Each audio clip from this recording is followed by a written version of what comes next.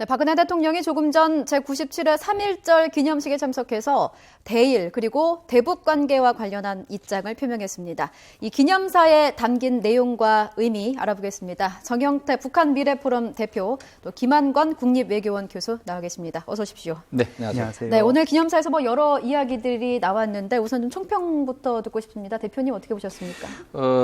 다른 부분도 물론 중요한 얘기를 많이 하셨지만 예. 그 중에서도 역시 그 북한의 그 핵을 포기하게 하는데 모든 역량을 투여하겠다고 하는 강한 의지와 그런 그 강한 그런 그 자신감을 예. 표현해 주셨다는데 상당히 그 특성을 갖고 있다고 볼 수 있습니다. 예. 교수님은 어떤 부분을 좀 주의 깊게 들으셨습니까? 예, 말씀해 주신 북한 문제에 관해서 이어서 일본과의 작년에 위안부 문제 합의를 기점으로 예. 미래지향적인 발전을 이루어 나가야겠다라는 그런 의미를 말씀하셨고요. 예. 또 이러한 북핵과 일본과의 관계 개선에서 한국 국내 정치적으로 여러 법안들 그리고 또 우리가 경제가 어떻게 돌파구를 찾고 나아가야 될 것인가에 관해서 중점을 둔 기념식 발표였다고 생각됩니다. 네, 저희가 하나하나 살펴보도록 하겠습니다. 먼저 이 대북 문제에 대해서 좀 가장 많은 언급이 있었는데 강경한 의지가 좀 많이 나왔습니다. 어떤 발언인지 좀 구체적으로 좀 설명해 주시죠. 먼저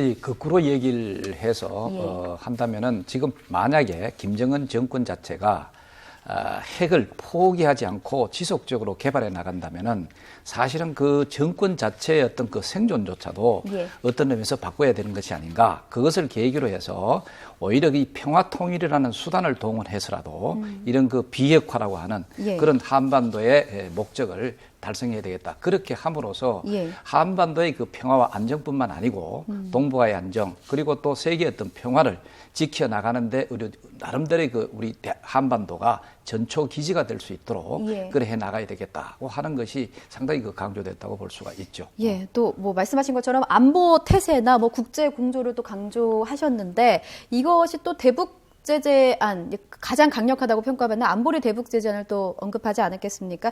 대통령은 북한의 핵 개발을 억제하는 비핵화를 위한 가장 실효적이고 확실한 방법이 안보리의 대북 제재안으로 보는 것이다. 이렇게 해석을 해도 좀 될까요? 어떻게 보십니까? 예, 일단 북한을 새로운 방향으로 이끌기 위한 예. 첫 발을 디뎠다라고 볼 수 있겠습니다. 우선 유엔 안보리 제재 현재 제재안이 이미 조금씩 알려진 바로는 지난 20년에 어떠한 제재안보다 강력하다라고 볼 수 있습니다. 예. 물론 유엔 안보리 제재를 중심으로 국제사회가 공조하는 모습을 보일 겁니다. 이뿐만이 아니라 앞으로도 북한의 대응에 따라서 국제사회가 공조해 나가서 더욱 빈틈을 막아가고 또 양자 제재, 다자 제재에 관심을 기울임으로써 더욱더 북한이 대화로 나오고 진정한 비핵화를 위한 정책 변화가 나타나도록 압박을 시작해야 될 것으로 생각됩니다. 네, 그런데 사실 국제 공조가 있으려면 중국과 러시아의 협조가 절대적이지 않겠습니까? 근데 대북 제재안 미국과 중국은 일단은 협의가 된 상태지만 러시아가 좀 안보리 초안에 대해서 좀 검토 중이지 않습니까? 목리를 부리고 있다고 봐도 될 것 같은데 러시아를 향해서 어떤 압박의 의미도 있다 이렇게 좀 봐도 될까요? 어떻습니까? 예, 러시아가 두 가지 의미에서 지금에 나오는 행동을 분석해 볼 수 있을 것 같습니다. 예. 첫째는 국제사회와 지역적인 러시아의 역할, 그리고 러시아의 양자관계, 즉 북러관계 또 한러관계에 비추어 볼 필요가 있습니다. 예. 국제사회와 지역 정세에서 러시아는 중국, 미국과 함께 강대국으로서 또는 주요국으로서 인정받고 싶어 했는데요. 예. 마치 이번에 잠깐 언저리로 또는 아웃사이드로 조금 나와 있는 모습에 자신들의 입장과 존재를 강조하고 싶은 모습이 있는 것 같습니다. 예. 둘째로는 북러 관계에서 많은 경협이 예상되었었고 진행되었는데요. 이것이 멈춘 거에 대한 극동 개발에 대한 러시아의 정부의 입장에 약간 부정적인 모습을 간접적으로 표현하는 것 같고요. 그동안 한러 관계가 조금 미온적이었고 적극적이지 못한 거에 대한 약간의 불만도 표한 것으로 생각됩니다. 네, 러시아의 관계도 짚어주셨고 대표님 중국을 향해서도 메시지를 던진 게 아닐까 싶기도 합니다. 물론 중국이 좀 입장을 바뀐 것도 있지만 안보리 대북 제재안과 관련해서요. 네. 사실 북중 관계가 있기 때문에 중국에 대해서도 실질적이고 강력한 어떤 요청을 한 것이 아닐까 이렇게 봐도 될 것 같은데 어떻습니까? 그렇죠. 예. 특히 이제 중국의 입장을 이래 자세히 보면은 예. 물론 이제 이번에 미중 간의 대북 유엔 안보리 제재 결의안에 상당히 동참을 하면서 강경한 그런 결의안을 내놓는데 예. 중국이 참여하긴 했습니다. 그렇지만 그 이후의 행보가 어떻게 될까 하는 데는 조금 미심적인 측면이 굉장히 강하다. 그게 예. 바로 뭐냐? 일단 그런 강경한 조치를 내놓으면서 중국은 우선적으로 뭐냐? 북한을 대화의 장으로 끌어내려고 사실 하고 있습니다. 그게 예. 바로 이제 육자회담을 제기를 한다든가 예. 거기에서 뭐냐면은 북한이 지속적으로 주장하고 있는 소위 그 미북 간의 평화협정 체결하는 이것을 또 동시에 비핵화와 평화협정을 동시에 가야 된다고 하면서 뭔가 이 대북 중심으로 해서 강한 압박을 통해서 김정은 정권 자체가 핵을 포기하도록 하는 이런 압박 공세에 뭔가 이걸 좀 김을 빼버리는 어떤 그런 움직임이 좀 보이고 있다. 이게 사실 우려가 되는 바가 있죠. 예. 거기에 대해서 이번에 우리 대통령께서 다시 한번 강조하는 측면에서 이제는 그런 것이 아니다. 우선적으로 대화의 문은 열어놓는다. 예. 하는 그걸 강조를 했습니다. 강조를 했지만 거기에 초점이 가는 것이 아니라 김정은 정권 자체가 더 이상 핵을 가지고는 자기 그 정권을 생존을 유지할 수 없다. 그렇기 때문에 핵을 포기해야 된다. 아니면 핵을 스스로 포기하지 않는다면은 국제적인 안보 태세라든가 이런 협력을 바탕으로 그리고 우리가 대북 안보 태세라든가 이것을 바탕으로 그리고 또 여러 가지 직접적인 어떤 그런 관계 차원에서 강하게 압박을 함으로써 사실 김정은 정권이 어쩔 수 없이 이 비핵화로 갈 수 있게끔 해야 되겠다고 하는 예. 그런 강한 메시지다. 그래서 중국이 괜히 그 대화 분위기라든가 이런 것을 물타기 하는 그것을 벗어나서 그것이 답이 아니라 먼저 이 압박을 통해서 김정은 정권이 스스로가 자기들이 비핵화를 하겠다고 하는 그런 환경을 조성해야 된다 하고 하는 그런 강한 메시지를 보냈다. 이래 볼 수가 있죠. 네, 그런 강한 메시지에 무게추가 실려 있기는 합니다만 대표님 말씀대로 대화의 문은 열어놓고 있다고 그렇죠. 또 언급이 나왔거든요. 한반도의 긴장을 끝내기 위해서라도 평화통일의 필요성을 더욱 절실하게 느끼고 있다. 이런 언급을 좀 했는데 이런 거는 좀 어떤 의미로 봐야 되겠습니까? 그게 바로 이제 앞에 말씀하신 게 더 중요하죠. 예. 김정은 정권이 지속적으로 핵을 포기하지 않고 오히려 더 개발을 하고 발전시킴으로써 예. 한반도의 안정뿐만 아니고 동북아의 안정 그리고 또 세계 평화를 깨는 그런 노력을 한다면은 예. 사실은 이러한 상황 자체를 어떤 의미에서 없애기 위해서라도 우리는 평화 통일 방향으로 나가야 된다. 그 하는 것은 바로 뭐냐?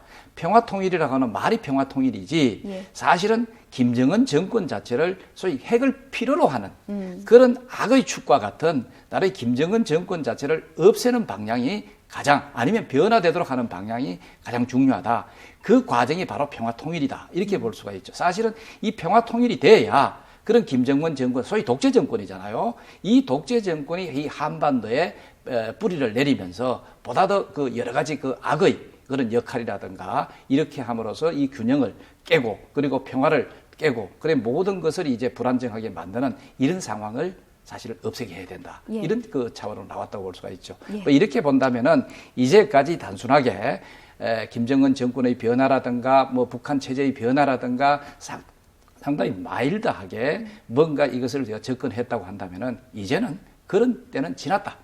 왜냐하면 북한이 이제는 현실적으로 핵 미사일과 같은 이런 것을 실전 배치하는 단계까지 미국을 위협하고 있고 또 우리 대한민국을 직접적으로 위협하고 있다. 여기에서 더 나아간다면은 사실은 걷잡을 수 없다. 자, 그렇기 때문에 지금 이 상황을 끝내야 된다. 하고 하는 것이 이제 이번에 유엔 안보리 대북 정책의 강경 체계가 있고 그다음에 그것보다 더 또 중요한 게 있습니다.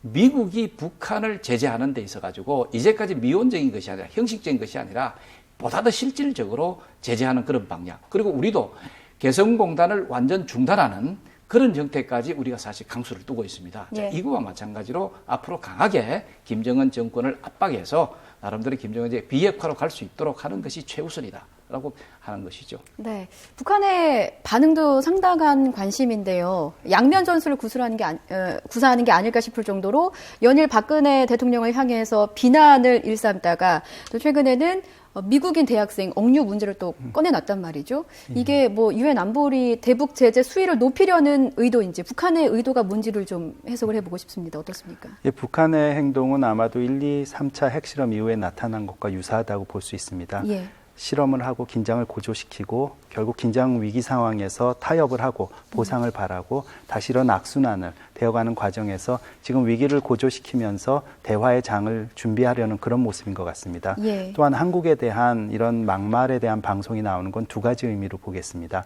하나는 국내 정치적인데요. 이런 위기 상황을 북한 주민들에게 알림으로써 김정은 체제를 중심으로 국민들을 위기 상황에서 단합하려는 모습을 보이려는 정치적인 수단으로 사용하고 있고요. 예. 국제정치적으로는 자신들이 이런 압박에도 국제사회의 공조와 압박에도 상관하지 않고 제 갈 길을 가겠다라는 강한 의지 표현이라고 볼 수 있습니다. 이를 지렛대로 대화를 위한 더욱 협상 카드를 만들려는 모습으로 보입니다. 예, 알겠습니다. 그 대북 메시지 말고 대일 관계에 대해서 좀 언급이 있었는데 아까 주의 있게 좀 들으시지 않으셨습니까? 예. 사실 지난해 3.1절 기념사를 보면은 아베 정권을 향한 일침이 상당히 많았었거든요. 근데 예. 올해는 조금 줄어든 것 같습니다. 한일 관계의 무게주가 좀 어디로 쏠렸다고 보십니까? 예.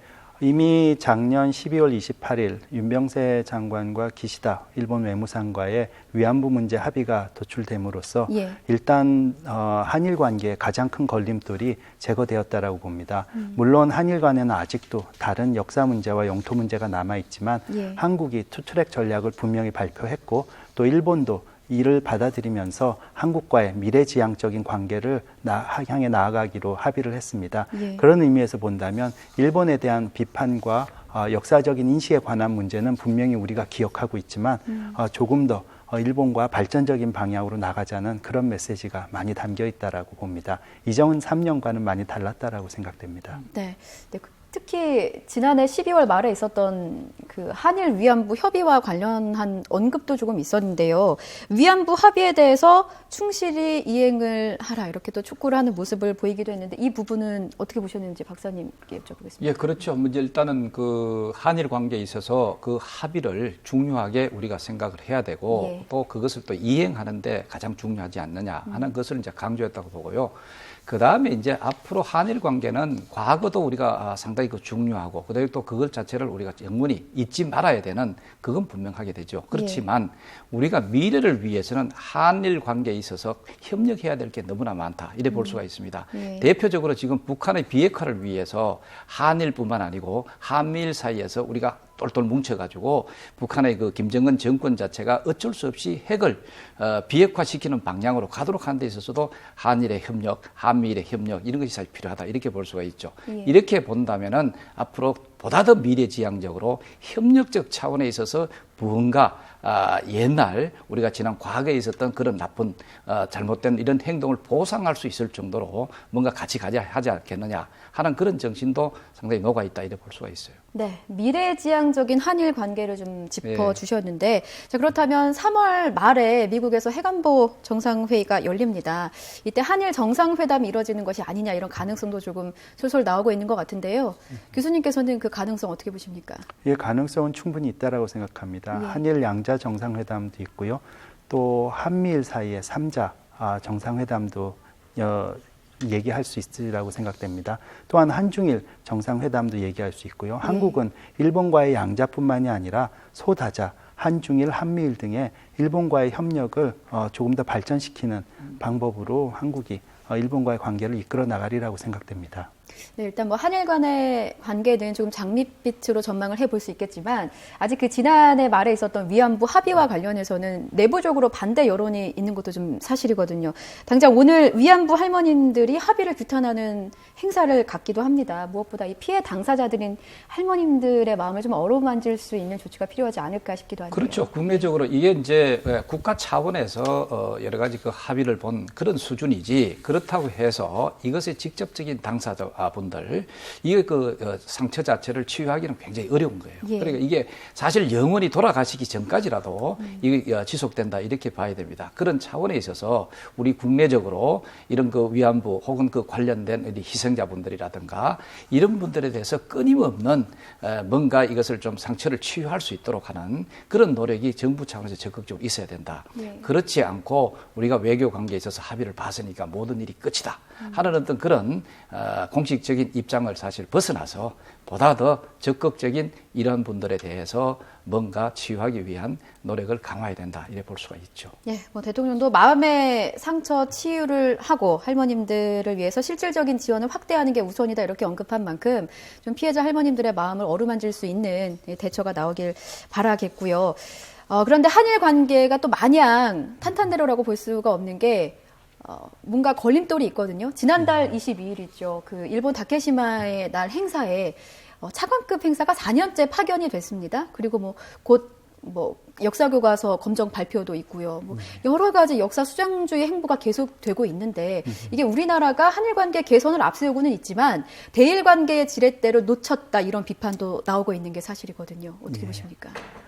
지렛대를 놓쳤다라기보다는 우리가 한일 정부 관계자들이 작년에 합의된 정신을 그대로 이행하고 꼭 거기에 취지가 무엇인가를 다시 한번 확인하면서 예. 한일 관계를 살얼음 걷듯이 보호하면서 미래지향적인 방향으로 나가야 될 것 같습니다. 예. 말씀해 주신 대로 한일 관계는 앞으로도 또 정치 일정상 여러 가지 지뢰들이 많이 있습니다. 또 이런 것들은 지난 3년간 문제시되어 왔고요.